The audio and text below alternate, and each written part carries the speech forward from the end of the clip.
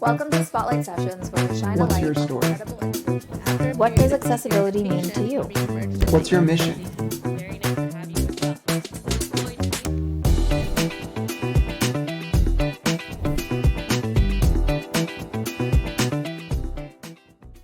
So, Lloyd, hello, and welcome to another episode of accessiBe's Spotlight Sessions. I'm your host for today's episode. My name is Superior Yarden, and I head up accessiBe's nonprofit community. I'm really excited for our guest today.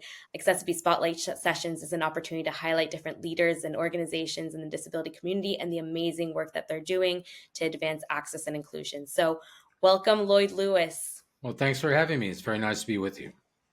It's very nice to have you as well. So, Lloyd, can you start by telling us a little bit about yourself? Yes, so I am Lloyd Lewis, and I'm in my 20th year as CEO of the Arc Thrift stores of Colorado. And I got involved in this work because 20 years ago, I had a wonderful little boy born with Down syndrome. His name is Kennedy. And initially, I did scientific research advocacy, and then got recruited to this company, which is now the largest funder of advocacy for people with intellectual disabilities in Colorado. That's incredible. And we love this organization. So tell us a little bit about Arc Thrift Stores. Yeah, we are a 55-year-old plus nonprofit.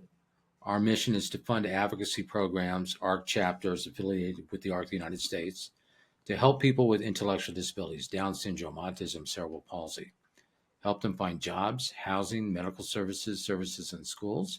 And we create funding through the operation now of 34 thrift stores, where the profits from those stores go to support the funding of the advocacy efforts by the ARC chapters we serve. That's awesome. Can you tell us a little bit about some of your favorite events or memorable experiences that you've had in your time there? I know 20 years there must be a lot of stories. Yeah, there are a lot of stories. My favorite stories involve our employees with intellectual disabilities. When I started, we had 10 employees with intellectual disabilities. Today, we have nearly 500, and we've created supplemental programs to support their employment with us. So we've created something we call ARC University, which is a series of 12 post-secondary style classes, money, computers, pet care, transportation, and we confer degrees for their participation. And those graduations are a lot of fun. You would think you were at a Harvard commencement. They're just all fired up in front of hundreds of family and friends. We have a social program. We may go to the movies or the zoo or the museum. One of their favorites is karaoke, where they constantly request me to sing Ring of Fire by Johnny Cash. So that's something I was not all that keen on doing, but now it's become a standard event at this karaoke we do. And we have a community service program we do with the International Civitans. And they are doing community service projects where they may collect clothing for the homeless, food for the food insecure, write letters to seniors and assisted living centers. They're very generous people. And they just love, being able to be with their co-employees and to participate in these programs. And it's really the highlight of my career. I love to hear it, and it sounds so fun to be part of this community. You mentioned that there's 34 different storefronts or organizations, and Colorado's doing a lot to advance accessibility and inclusion. How is sort of the reception in your community in the state? I think it's been very positive. We are all over our state. Our state has 5.5 million people. We are a well-known nonprofit in Colorado. And I think people very positively respond to our employment program for people with intellectual disabilities. I think it creates awareness. I think it creates relationships.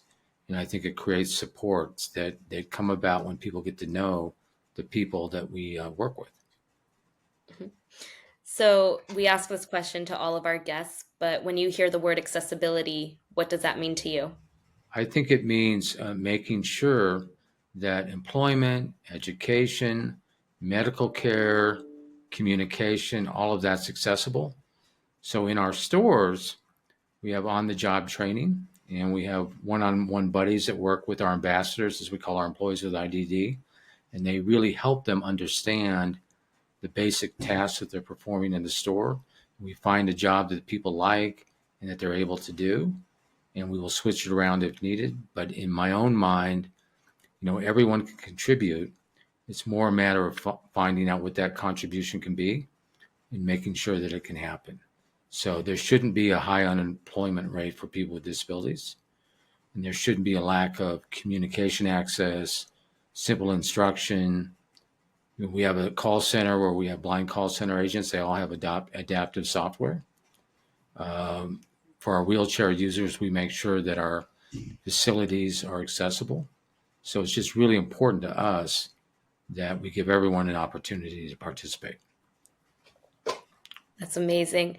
And a lot of times we hear that organizations think that if they're following this sort of checklist of accessibility rules, then that's fine. But you're living it with the community you're working with. You're employing the people in your community, and you're really testing out the waters so that a lot of businesses and different organizations can learn from you.